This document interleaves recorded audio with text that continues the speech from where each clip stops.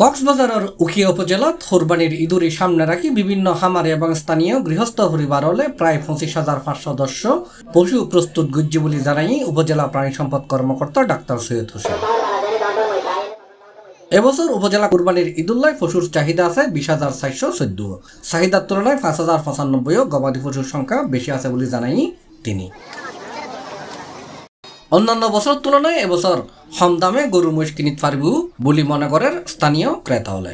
মঙ্গলবার শনিবার রবিবার তুইলে ওনারা চাইছিতে কিনিতে পারিবেন, গরু মহিষ প্রচুর পরিমাণ আছে, ওনারা চাইছে কিনিতে পারিবেন। আর যারা নাকি গরু বেশিবে চাইবেন আর মাইকরিও যায় না টিয়া সুন্দর করে গরু লিখতে পারিব যোগাযোগ করে আর হেলে করবেন মানুষ ব্যবহার দিয়ে এটা চাইছে সুন্দর করে এখন আমার টেন্নাপত্তি বিভিন্ন মানুষের এখানে উত্তরবঙ্গের মানুষ উত্তরবঙ্গ উত্তরবঙ্গ এখন বিশের গাড়ি গরু আসছে আমার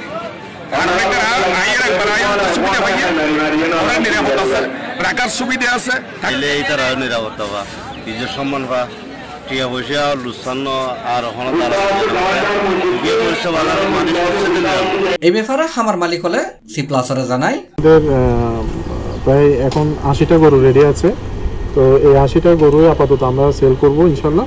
আর পাশাপাশি যদি কারো প্রয়োজন হয় তাহলে ইনশাল্লাহ আমরা কিছু কালেকশন করে আমরা দেব যদি এটা খুব বেশি প্রয়োজন হয়। উখিয়া উপজেলার ন্যায্যে এবারও চাহিদার তুন বেশি আছে কোরবানির পশুর সংখ্যা, যে কারণে উপজেলার চাহিদা মেটাইরে বাইরেও খামারি হলে এবার পশু বিক্রি করিতে পারব বলে জানাই উপজেলা প্রাণী সম্পদ কর্মকর্তা ডাক্তার সৈয়দ হোসেন। এইবারে ঈদুল আজহা 2024 উপলক্ষে কোরবানিযোগ্য যত গরু উখিয়াত আছে তৈরি ষাঁড় 8,034, বলদ 4,250, মোট হচ্ছে গাভী আছে 3,698, মোট 16,019।